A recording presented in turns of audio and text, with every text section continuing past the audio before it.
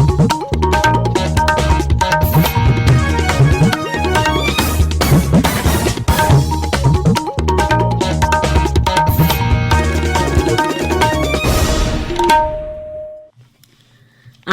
কলকাতা। স্থানীয় সংবাদ পড়ছে ধৃতি সেন শর্মা। বিশেষ খবর হলো, কৃষি সংস্কারের নামে রাজ্যের চাষিদের ফসল লুট করতে দেওয়া হবে না বলে মুখ্যমন্ত্রী স্পষ্ট জানিয়েছেন।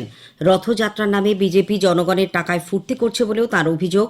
এদিকে বিজেপির পরিবর্তন যাত্রার সূচনা করতে কেন্দ্রীয় স্বরাষ্ট্রমন্ত্রী আজ কোচবিহারে আসছেন। এ রাজ্যের মানুষ ভয়ের আবহে রয়েছেন বলে অভিযোগ করে রাজ্যপাল বলেছেন, হিংসা ও পক্ষপাত দূর করতে পারলেই অবাধ ও সুষ্ঠু বিধানসভা নির্বাচন সুনিশ্চিত করা সম্ভব। রাজ্যে করোনা সংক্রমণ থেকে আরোগ্যের হার 97.45% পৌঁছেছে। গতকাল টিকা পেয়েছেন 26,323 জন। কোভিন অ্যাপ ঠিকমতো কাজ না করায় রাজ্য সরকার কেন্দ্রের কাছে করোনা ভ্যাকসিন দেওয়ার অফলাইন ব্যবস্থার অনুমতি চেয়েছে। খাগড়াগড় বিস্ফোরণ কাণ্ডে দোষী সাব্যস্ত কৌসর আলীকে এনআইএ আদালত 29 বছরের কারাদণ্ড দিয়েছে। করোনা সংক্রমণ এড়াতে মাস্ক পরুন, সঠিকভাবে পরুন, 2 গজ দূরে থাকুন, নিরাপদ দূরত্ব বজায় রাখুন, হাত ও মুখ পরিষ্কার পরিচ্ছন্ন রাখুন।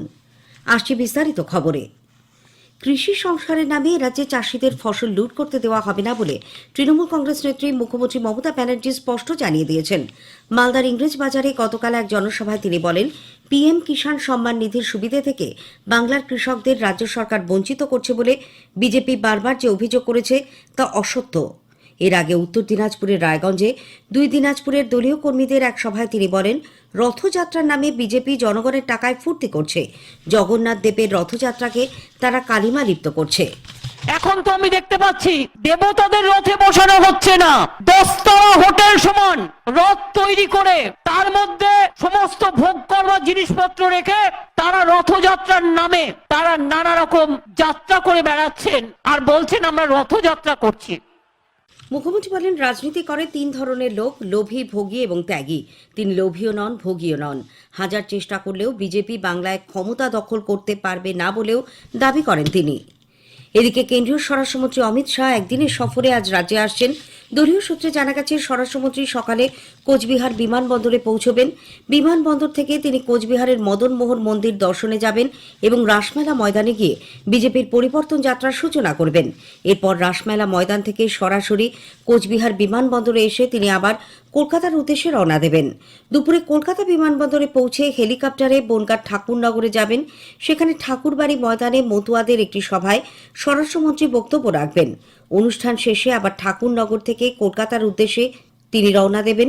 বিকেলে কলকাতা বিমানবন্দরে পৌঁছে সায়েন্স সিটিতে সোশ্যাল মিডিয়া ভলান্টিয়ারদের অনুষ্ঠানেও তার যোগ দেওয়ার কথা। কলকাতা বিমানবন্দর থেকে আবার দিল্লির উদ্দেশ্যে যাত্রা করবেন। এদিকে কোচবিহারের রাসমেলা ময়দানের পাশেই কৃষি আইন বাতিলের দাবিতে তৃণমূল কংগ্রেস গতকাল সভা করে। সেই সভায় দলের নেতা বেচারাম মান্না বলেন, অমিত শাহ অশান্তি ছড়াতে আসছেন, তাই কোচবিহার জেলার কৃষকরা আজ কালো ব্যাজ পরে এর প্রতিবাদ করবেন। উত্তরবঙ্গ উন্নয়ন মন্ত্রী রবীন্দ্রনাথ ঘোষের দাবি, পরিবর্তন যাত্রা নয়, বিজেপির সর্বনাশ যাত্রা হবে এখানে। দল ছাড়ার 2 দিনের মধ্যেই আবার তৃণমূল কংগ্রেসে যোগ দিলেন দক্ষিণ 24 পরগনার বারুইপুর পশ্চিম বিধানসভার মল্লিকপুর গ্রাম পঞ্চায়েতের উপপ্রধান, দলের অঞ্চল সভাপতি হাবিবুর রহমান বৈদ্য। গত সন্ধ্যায় স্থানীয় বিধায়ক, বিধানসভার অধ্যক্ষ বিমান বন্দ্যোপাধ্যায়ের সঙ্গে আলোচনার পর তিনি দলে ফিরে আসার এই সিদ্ধান্ত জানান। হাবিবুর রহমান জানিয়েছেন, পঞ্চায়েতের কাজকর্ম নিয়ে দূরত্ব তৈরি হওয়ায় তিনি দল ছেড়েছিলেন, কিন্তু আলোচনায় বিষয়টি মিটে যাওয়ায় আবার দলে ফিরলেন। রাজ্যের মানুষ ভয়ের আবহে রয়েছে, তারা এখন মুখ খুলে সত্যি কথা বলারও সাহস পাচ্ছে না বলে রাজ্যপাল জগদীপ ধনখড় মন্তব্য করেছেন। তিনি গতকাল সস্ত্রীক ভিক্টোরিয়া মেমোরিয়াল হলে নির্ভীক সুভাষ নামে এক অনুষ্ঠানে যোগ দেন। সেখানে রাজ্যের আইন শৃঙ্খলা পরিস্থিতির দুরবস্থা নিয়ে ফের আরও একবার সরব হন রাজ্যপাল। তিনি বলেন, বর্তমানে বাংলায় সম্পূর্ণ ভয়ের বাতাবরণের সৃষ্টি হয়েছে, অথচ পুলিশ প্রশাসন সব জেনেও নীরব। আসন্ন বিধানসভা নির্বাচন যাতে সুষ্ঠুভাবে সম্পন্ন করা যায় সে ব্যাপারে জোর দিয়ে রাজ্যপাল বলেছেন, ভয়, হিংসা এবং সরকারি আধিকারিকদের পক্ষপাত দূর করতে পারলেই তবে অবাধ এবং সুষ্ঠু নির্বাচন সম্ভব। ভিক্টোরিয়ার প্রদর্শনীতে আজাদ হিন্দ ফৌজের ব্যবহৃত অস্ত্রশস্ত্র ও নেতাজির স্মৃতি বিজড়িত বিভিন্ন সরঞ্জাম রাখা হয়েছে। রাজ্যপাল ওই প্রদর্শনীর উদ্বোধন করেন। নির্বাচনের দিন ঘোষণার আগে রাজ্যে প্রশাসনিক পদে আবারও রদবদল। অতিরিক্ত মুখ্য নির্বাচনী আধিকারিক শৈবাল বর্মনকে অর্থ দপ্তরের বিভাগীয় সচিব করা হয়েছে। মঙ্গলবার তাকে অর্থ দপ্তরের অতিরিক্ত সচিবের দায়িত্ব দেওয়া হয়েছিল। গতকাল সেই নির্দেশিকা পরিবর্তন করা হয়। এদিকে বাঁকুড়ার বর্তমান জেলাশাসক এস অরুণ প্রসাদের জায়গায় আসছেন তাঁর স্ত্রী কে রাধিকা আইয়ার। 2011 ব্যাচের এই আইএএস এতদিন দুর্গাপুরে বিশেষ জিএসটির কমিশনার ছিলেন। বাঁকুড়া জেলায় এই প্রথম কোন জেলাশাসকের স্ত্রী জেলাশাসক হিসেবে দায়িত্ব নিচ্ছেন। বীরভূমে জেলাশাসক বিজয় ভারতীকে বর্ধমান ডিভিশনের কমিশনার করা হয়েছে। মালদা ডিভিশনের নতুন কমিশনার হচ্ছেন গুলাম আলী আনসারি। তার জায়গায় সংখ্যালঘু বিষয়ক এবং মাদ্রাসা শিক্ষা দপ্তরের সচিবের অতিরিক্ত দায়িত্ব পেয়েছেন পিভি সালেম। শ্রম কমিশনার অভিনব চন্দ্রাকে জনস্বাস্থ্য কারিগরি দপ্তরের বিভাগীয় সচিব করা হয়েছে। বাম গণতান্ত্রিক ধর্মনিরপেক্ষ 16টি মহিলা সংগঠনের ডাকে কয়েক দফা দাবিতে আইন অমান্য কর্মসূচিতে পুলিশের লাঠিচার্জের প্রতিবাদে সিপিআইএম কলকাতা জেলা কমিটির ডাকে গতকাল এক ধিক্কার মিছিল বের করা হয়। মিছিল রিপন স্ট্রিটের ব্যাম্বু ফেলে থেকে শুরু হয়ে শিয়ালদার বিগ বাজারের কাছে গিয়ে শেষ হয়। সিপিআইএমের রাজ্য সম্পাদক সূর্যকান্ত মিশ্র, দলের নেত্রী কনিনিকা ঘোষ সহ নেতাকর্মীরা তাতে সামিল হন। টাকা ফেরতের দাবিতে রোজ ভ্যালির আমানতকারীরা গতকাল মিন্টো পার্কে রোজ ভ্যালির হোটেলের সামনে বিক্ষোভ দেখান। দীর্ঘদিন ধরে তারা টাকা ফেরতের দাবি জানিয়ে আসলেও তা ফেরত পাচ্ছে না বলে তাদের অভিযোগ। টাকা ফেরত না পাওয়া পর্যন্ত এই বিক্ষোভ কর্মসূচি চলবে বলেও তারা জানিয়ে দিয়েছেন। রাজ্য সরকার কেবলমাত্র WBCS এর এক্সিকিউটিভ আধিকারিকদের জন্য নতুন বেতনক্রম ও অন্যান্য সুবিধা প্রদানের কথা ঘোষণা করায় সমতুল পরীক্ষা দিয়ে আসা আরও 6টি সার্ভিসের আধিকারিকরা তীব্র অসন্তোষ প্রকাশ করেছেন। পাবলিক সার্ভিস কমিশনের পরীক্ষার মাধ্যমে নিযুক্ত রাজস্ব, খাদ্য, শ্রম, এমপ্লয়মেন্ট, সমবায় এবং অডিট অ্যাকাউন্ট সার্ভিসের মোট 4000 আধিকারিকের যৌথ মঞ্চের তরফে এই বৈষম্য দূর করে সকলের জন্যই এক বেতনক্রম ও অন্যান্য সুবিধা চেয়ে মুখ্যমন্ত্রীর কাছে দাবিপত্র পেশ করা হয়েছে। এ খবর আপনারা শুনছেন আকাশবাণী কলকাতা কেন্দ্র থেকে। রাজ্যে করোনা সংক্রমণ থেকে আরোগ্যের হার 97.45% পৌঁছেছে। একদিনে 283 জন রোগী সংক্রমণ মুক্ত হয়েছেন। আক্রান্তের সংখ্যা 179। গত সন্ধ্যায় স্বাস্থ্য দপ্তরের প্রকাশিত রিপোর্টে জানা গেছে, রাজ্যে এ পর্যন্ত 5,71,815 জন সংক্রমিতের মধ্যে সুস্থ হয়ে উঠলেন 5,57,208 জন। বর্তমানে চিকিৎসাধীন রোগীর সংখ্যা 4,387। 24 ঘন্টায় 5 জন আক্রান্তের মৃত্যু হওয়ায় মৃতের সংখ্যা বেড়ে হল 10,220।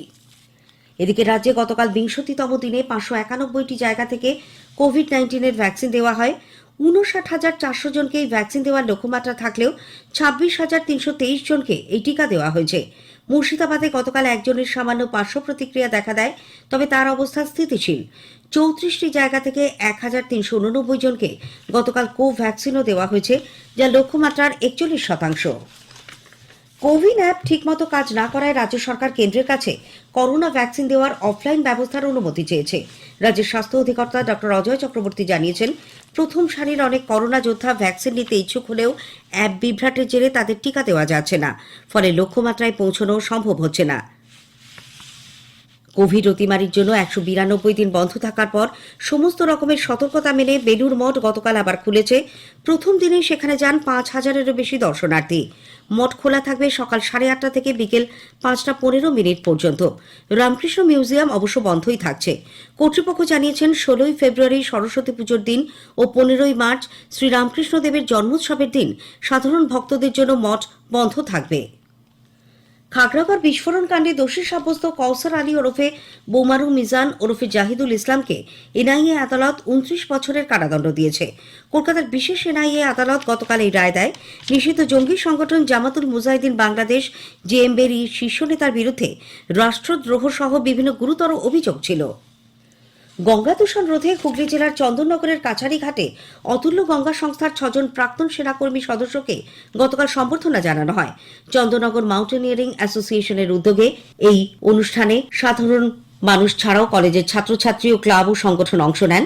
অ্যাসোসিয়েশনের সাধারণ সম্পাদক জয়ন্ত কুমার দে জানালেন, এই পদযাত্রার মূল উদ্দেশ্য হচ্ছে গঙ্গাকে দূষণ থেকে বাঁচানো, মানুষের মধ্যে সেই প্রচার করা, তার সঙ্গে কিভাবে পলিউশন হচ্ছে তার একটা পরিমাপ করা, সেগুলো বেঁধে ফেলা একটা ওয়েবসাইটের মধ্যে। বিভিন্ন অংশে বিভিন্ন ভলান্টিয়ার অর্গানাইজেশন মানুষজনের কাছে প্রচার করে প্রতিজ্ঞাবদ্ধ হব যে গঙ্গাকে আমাদের পরিষ্কার রাখতে হবে, নির্মল রাখতে হবে, যাতে আমাদের জীবন আগামী দিনে সুখী হয়, আমরা সবাই সুস্থভাবে বেঁচে থাকতে পারি। এদিকে অতুল্য গঙ্গা ট্রাস্টের প্রতিষ্ঠাতা সদস্য লেফটেন্যান্ট কর্নেল হেম লাহামি আমাদের সংবাদদাতাকে জানালেন, हम अभी तक 1600 किलोमीटर चल चुके हैं 6000 किलोमीटर में से। जब तक ये परिक्रमा पूरी होगी हम करीब 30,000 पेड़ लगा चुके होंगे। हम हर 10 किलोमीटर में गंगा के पॉल्यूशन का मेजरमेंट कर रहे हैं और गंगा में गिरने वाले हर नाले को हम जियो टैग कर रहे हैं। দক্ষিণ চব্বিশ পরগনার ক্যানিং এর পিয়ালি থেকে চুরি যাওয়া 1.5 মাসের শিশুকে পুলিশ উদ্ধার করেছে। ঘুটিয়ারি শরীফ ফাঁড়ির ওসি ফারুক জমাদার গতকাল বাসন্তীর পুরন্দরপুর এলাকা থেকে তাকে উদ্ধার করে। এই ঘটনায় গ্রেপ্তার করা হয়েছে পাপিয়া রাউত নামে এক মহিলাকে। স্থানীয় সংবাদ শেষ হলো, পরের খবর 9টা 15 মিনিটে।